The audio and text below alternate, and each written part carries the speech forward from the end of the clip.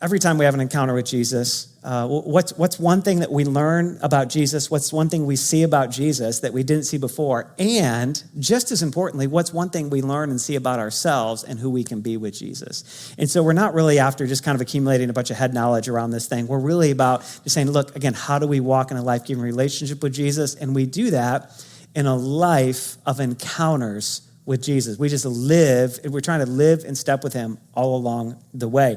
And so really glad you're here to kind of engage in that today. You ever been in trouble for something that you did, but what you did wasn't actually wrong? I think you have, because we've all been children at once, right? And some of you are kids in the room and everywhere else. So you ever tried to explain to your parents, wait, that's not actually what happened, but you just don't win, right? Kids, you never win that argument or that debate. And I used to hate that, and now as a parent, I love that, okay? But when you're the parent, you win that argument, okay? But sometimes you do the right thing and you still get in trouble. You can even do the morally right thing and find yourself in really weird circumstances sometimes, yeah? And you kind of look around and think, how did this happen? How did I get here? I mean, I did this, and now, okay? I mean, it just happens sometimes in life. Today, I want to invite you to jump into Acts chapter 16 in your Bible, whether you're going to scroll on a device or whether you're going to actually flip the pages of a bound Bible. If you don't have a Bible and you're in the room and love to have one, we just love to give you, there's one of these next to exit doors, or you can stop by the hub and we'll give you a Bible there too, which is a little different than this one, but Acts chapter 16, here's what we're going to find. We're going to jump in the middle of a story, so let me set the equation for you. There's two guys traveling around, and they're really telling new communities about the person of Jesus. They're moving place to place. They're really telling a lot of non-Jewish people about Jesus, because that's where they sense the Lord kind of called them. There were some of the other early followers who were telling the Jewish people about Jesus. And Paul and Silas, they're going to the non-Jewish people, or what we call Gentiles. What was funny is everywhere they would go, a bunch of Jewish people would get upset because Paul and Silas are talking about a Jesus that you can follow without a lot of religion, without a lot of formula. Okay, they're trying to build intimacy of relationship where Jesus really is our King and he really is our Lord and our leader. But they're taking out a lot of the other stuff has been removed because of Jesus. Well, the Jewish people are really troubled by that. So every place Paul and Silas go to talk about Jesus, they find themselves getting in all sorts of trouble, right? I mean, it's like, man, we're just talking about Jesus, and everything we do, we get ourselves in some big hot mess, right? It's just like, how does this keep happening? But they know it, they understand it, they even predict it, they even know it's coming in most places, right? So they get to this one town, and there's some people there who, for lack of a better description, they're making money through some very dark practices. They're using darkness and evil to make money. And inside of that darkness and evil, they're even really kind of abusing and taking advantage of some people, at least one person that we would encounter in the story. And that's happening, and they're kind of pestering Paul and Silas. And eventually Paul and Silas have had enough. And so they reach out, and in the strength of Jesus, they put a stop to that. They just say, look, we're done with this, and they put a stop to it. They call the darkness what it is, and the light wins the day. Well, that becomes a problem because that was these people's money-making way. They didn't really care if they made money in a moral way or immoral way or in a righteous way or in an evil way. They just wanted to make their money. And so when their money gets messed with, that becomes a problem, which is really interesting because that's true for most of us too, right? A lot of times we talk about around money or around giving, and we're like, hey, when we talk about fear and everything else, and it is fear, but at the end of the day, it's about control. We want to be able to have some control over it. So the same thing happens. Paul and Silas, they push against the evil. That impacts some people's business and their economy, the evil way, even the abusive way in which they were making money. And so those people start going around and they start rallying. They're drawing sides, man. It's like, okay, this is it. We're going to get a bunch of people against you, and we're just going to get more people than you and stronger people than you. And we're basically going to have a little community brawl here, okay? And Paul and Silas are like, man, we didn't even do anything wrong. We're talking about Jesus, okay? We're not forcing anybody to do anything, but we are talking about Jesus. And really, we called out evil. Your own people are being abused by this darkness. And then watch what happens. We're going to start reading Acts Chapter 16, we're going to start in verse 22. I love this. It says, the crowd joined in the attack, okay? So the momentum is growing. If it's Paul and Silas staring down 5 people, then it's 10 people. A half hour later, it's 50 people. An hour later, it's 200 people, right? The crowd against them is growing, okay?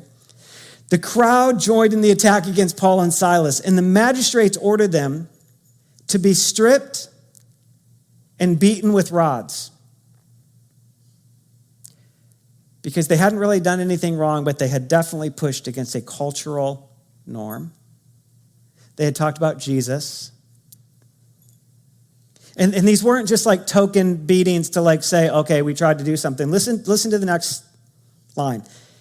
After they had been severely flogged. We're talking now about significant damage to the body. Lots of cuts, lots of tears, lots of open flesh and wounds.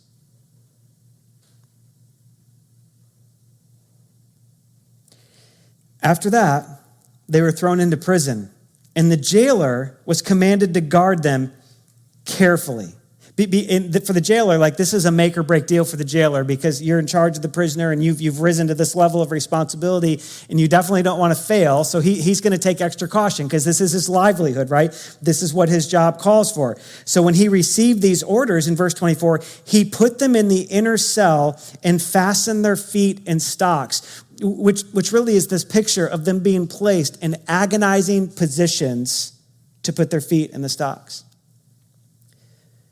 So they happen to be talking about Jesus. They happen to be pushing against darkness and actually freeing a couple people from darkness and abuse. And the result of that is they get ganged up on by the town. They get beaten. They get flogged. They get thrown in jail. And if they're not in enough pain, they get their feet fastened in agonizing stocks. Isn't it funny just how sometimes you can do the right thing and be in an environment and a circumstance where you think, what in the world just happened to me? What in the world just happened to me? It's unbelievable to me. Look at verse 25. About midnight, Paul and Silas, sitting with their wounds and with their feet in these stocks, were praying and singing hymns to God. And the other prisoners were listening. I don't mean to, it's not funny, but it is funny. I'm just so convinced that's not my first response if that's me. You might be way more holy than me. Like you might be, that's the first thing I'm doing. Bloodied, beaten, ripped apart back and my feet in weird positions and not sure really why I'm in here. First thing I'm doing is busting out the hymnal. I mean, maybe that's you. I'm just not sure. I want to say it's me, but I'm honestly just not sure. I'm just not sure. I mean, honestly, just ask yourself honest, is it you? I mean, would that be your first move? Would that be your first response? I actually think we're living in a little bit of a litmus test. I think we can just ask, what have we done the last 14 months? And it would give us a little bit of a window. Man, that might be too close to home, but what have we done the last 14 months? Have we grumbled, complained, slandered, belittled, abused, bullied, lived in fear? Or have we said the mission of Jesus, the person of Jesus, the fame of Jesus, the strength of Jesus is what I trust in and live for most? And so my first response will be to worship him, to make much of him, to lean on him. When I haven't really done anything wrong, and yet I find myself in this environment, right? I think it's fascinating. They start singing, and by default, the people around them hear, right? So they're singing loud enough. They're not whispering their hymns. They're letting it rip, okay? Injured people letting it rip. You can try and determine what beauty that sounded like, right? They're just letting it happen, right? You see, Here's the thing about encountering God. Here's the thing about you and I having an encounter with God and ongoing encounters with God, and that God encounters often include our decided worship in our agony. Our our God encounters often include our worship in our agony or in our disappointment or in our rejection or in our insecurity or in our loss. Our God encounters would certainly include our worship in the times of greatest momentum. But it also includes our time of greatest agony. And see, here's the thing, a couple things happen when we become people of worship in these environments. And one really is, worship is part of a spiritual warfare dynamic, right? Light and pushing against darkness. And so when we worship, and Paul and Silas worship in this moment, it is changing something around them, right? It is pushing against what's pushing against them, right? It is part of our acknowledgement that no matter what is pushing against me, I have a God that is bigger than that. I have a God whose promises are still yes and amen. I have a God who is still not going to let anything separate me from his love. It is that. But the other thing that worship does is worship opens our own awareness to the God who's already present. And when we become aware of the God that's already present, we become more open to what God might want to do. When we worship, we become more aware of God's presence. And when we become more aware of God's presence, we get a little more open to what God might want to do. Listen, so hear me on this. So many times, we wait to be people of worship until something aligns. We act like worship is a response to something God did. Worship is actually a response to who God is. Worship is a response to God's presence. Worship is a response to just who God is the God who is with us, right? And then that launches our awareness to say, wait, what might God do in this moment? Listen, worship isn't about awakening God. Worship's about awakening us to the God who's already there. So I want to say to some of you, man, just let it go. Let it happen. Let yourself be a person of worship. And am I talking about, when we gather and we sing on a Sunday? Yes, but that's like the smallest part of it. We worship Jesus with our whole life. We worship Jesus 7 days a week. We worship Jesus with our obedience and with our trust, with our ongoing conversation with him. And we worship Jesus collectively, certainly in these moments that we spend together on a Sunday, and it is significant. And I say, man, be a person of worship before you're a person that feels something. Be a person of worship by choice, even when you're in your agony or disappointment or rejection or insecurity or loss.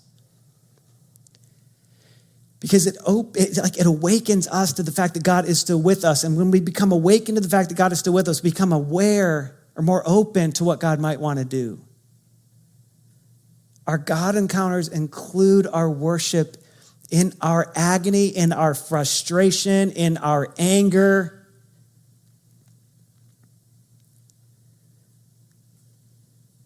Paul and Silas, man, they're modeling this for us. They're leading the way in this. Even when we're in spots where we're like, how in the world did I get here? Then look at what happens. This is where it gets kind of fun and exciting. Suddenly there was such a violent earthquake that the foundations of the prison were shaken. That's kind of cool, right? It's kind of fun. You ever been in a room that was shaken like that? This is great, right? Why? I don't necessarily know if it's just because they were worshiping, shifting things. I think it includes because they were worshiping and they were becoming open to what God might do. They become open to God doing the thing they had never maybe seen before. Maybe they'd only heard stories about. There was this earthquake and the foundations of the prison were shaken, and at once all the prison doors flew open and everyone's chains came loose. And the jailer, who had confidently gone to sleep, trusting in what the gate he had closed and the stocks he put their feet in, the jailer woke up. And when he saw the prison doors open, he drew his sword and was about to kill himself because he thought the prisoners had escaped. But Paul shouted, wait, don't harm yourself. We're actually all right here. Remember, this is a life or death job for this jailer. If he fails at this job, he's probably not trusted again. He probably loses his income. He probably loses his ability to provide for his family. It is a big deal for him.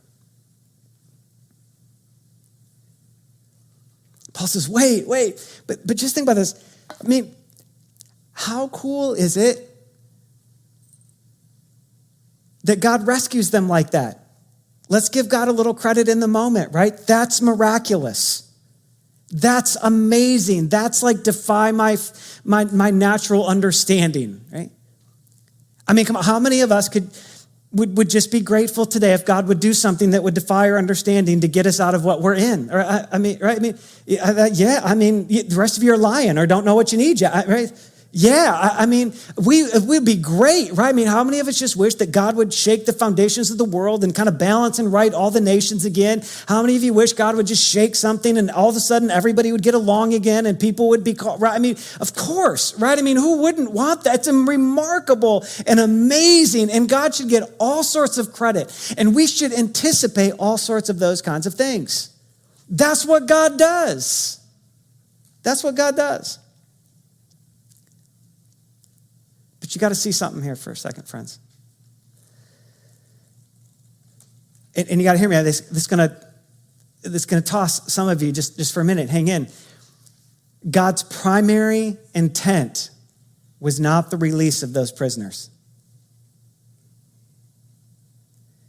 Gates open up, chains drop off, prisoners can walk out, jailer was sleeping. I mean, isn't that what we're after? Isn't that what Paul and Silas are after? Just get us out of here? The primary intent isn't that. The primary intent isn't the release of Paul and Silas. And we know it in part because, did you notice about it? They didn't even go anywhere at first. When they could have run, they're like, oh, wait, we're right here. We're still here. Same spot we were a minute ago. We're still here. We see the gates open. We see the chains falling off our ankles. We're still here. The primary intent was not the release of the prisoners. See, God encounters, and when we worship God, and even in our agony or disappointment, and we experience these God encounters, there's always collateral encounters. There's always this ripple effect that God's up to that's just a little bigger than what we might initially see. Let's look at what happens next. Verse 30. So the jailer calls for the lights. He rushes in. He falls trembling before Paul and Silas. And then he brings them out because they didn't run out themselves, even though they could have. And he asked, guys,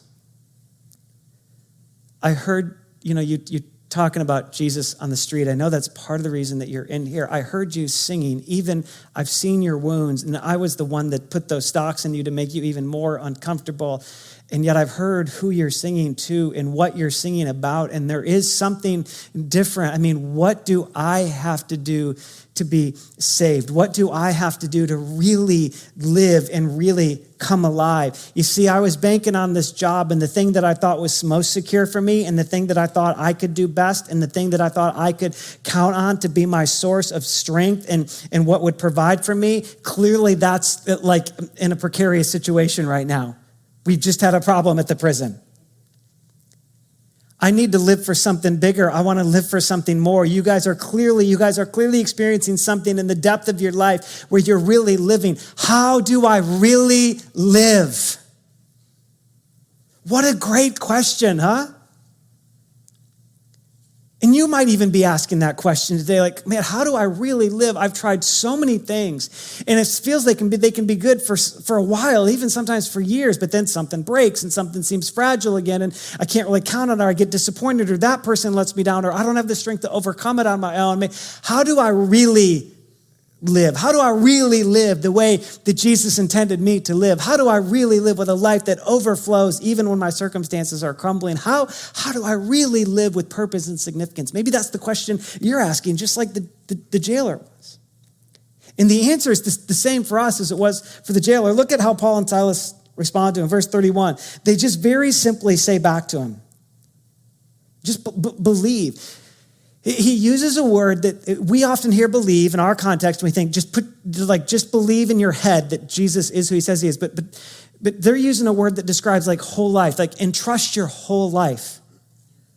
Like let Jesus literally carry your life. Like put all of your weight on him. Believe and trust your whole life to the Lord Jesus, to Jesus as your leader, as your master, as your guide. And you will be saved. You will be made one with him. Just believe that he actually wants to do that. And at the end of the day, you and your whole household would probably do that. And then they just keep speaking the word of Jesus to him and to all the others in the house. Do you begin to see it now? The primary intent, God's primary intent was not to release the prisoners. God's primary intent was the salvation of the jailer. God's primary intent was the salvation of the jailer. It's always salvation first. God's kingdom multiplies in its very DNA. It's always trying to reach the next person. Why? Because God created all of humanity to be with them. The primary intent is not to release the prisoner. That's an intent, and that's significant, and it matters. And listen, please hear me. Today, whatever holds you back or keeps you stuck, God would love to release you from that. No question about it. And his primary intent is at the very same time to let you or people around you experience the gift of his salvation. Primary intent is the salvation of the jailer. Because that's like the earth shaking, like the whole earthquake thing, and like gates opening and chains falling and everything else. That's miraculous. Yeah, I mean, that's incredible, right? That's not even the greatest miracle in the story, right? I mean, like the ground shaking, that's cool, but that's not even the best thing in the story. I love the way Billy Graham says it, right? A transformed life is the greatest miracle there is. You know what the greatest miracle is? It's not that earthquake. It's not rock shaking. It's not chains opening. A transformed life is the greatest of all the miracles. You just can't beat a transformed life. And that's what salvation is. Salvation is a transformed life, and it's the beginning of an ongoing transformation. Salvation is an encounter with Jesus that begins a life of encounters with Jesus. This jailer, it's one encounter that opens up a life of encounters for him and his whole family. And today, maybe you feel like the jailer a little bit. Maybe you're at the place where you're saying, what do I have to do to really live? And I'm just going to tell you straight up, hear what they didn't say. They didn't say, make sure you get to the church on this Sunday, make sure you do this, make sure you do that, make sure you check this box, make sure you sign this thing. They said, man, just put your whole life in the hands of Jesus. That's where it's at. He's the answer. You just put your whole life in the hands of Jesus.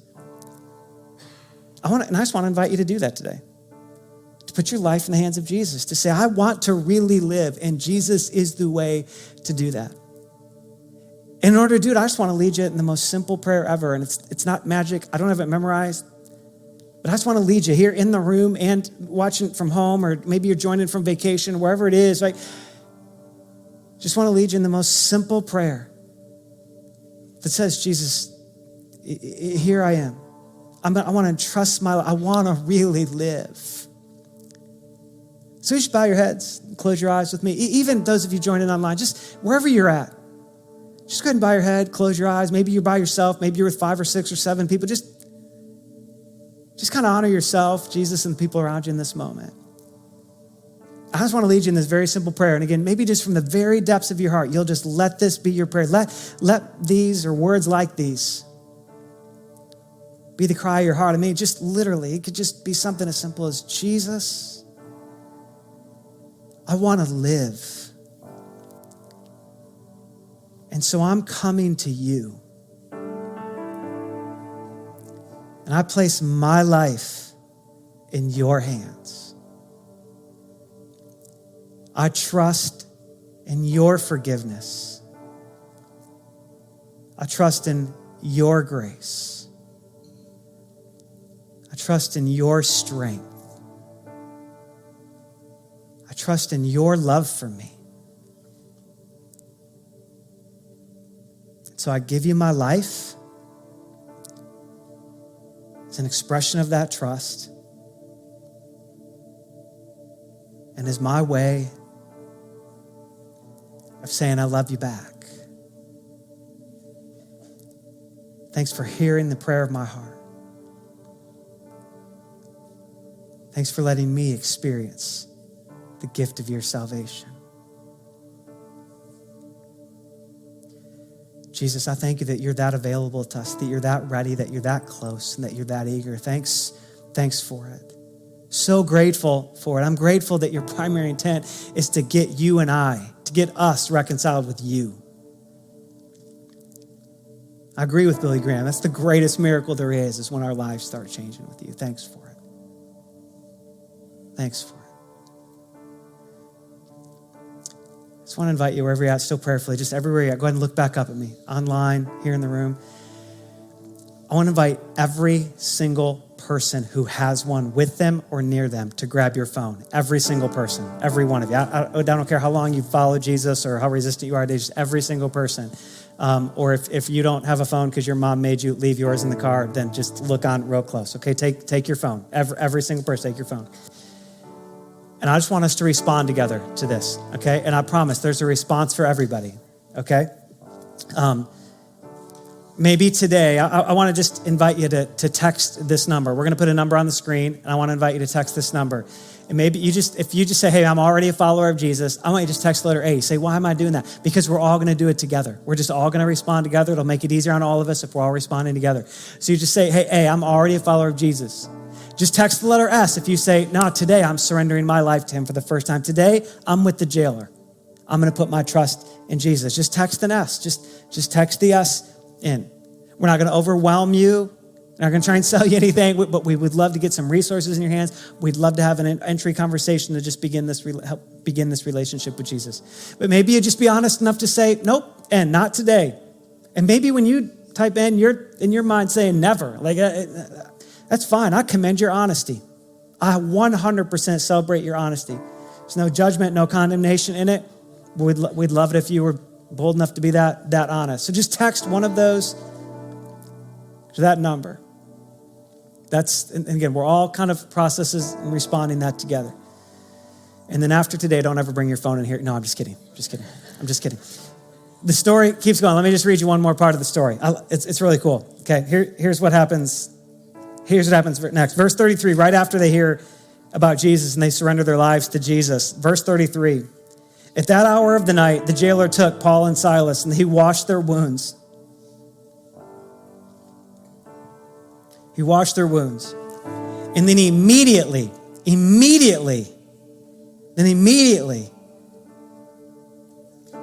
all his household was baptized. All of his household baptized. This jailer and his household, all being immersed somewhere, wherever they could find water in their house. They're all being immersed into the water. And when they go into the water, it's this symbol of, man, I'm dying with Jesus to my sin and my selfish and my own way of living. And when they're pulled back up out of the water by Paul or Silas or whoever was doing it, it's this reminder, this symbol of being raised to new life, to saying, I'm really going to live, but I live with Jesus. It's Jesus who I live. I get to experience his resurrection power. That's the symbolism, but the power of baptism. It wasn't his salvation. It's not our salvation. But man, what a great outward symbol of saying, man, I am with Jesus and he's with me. I've died with him and I rise with him.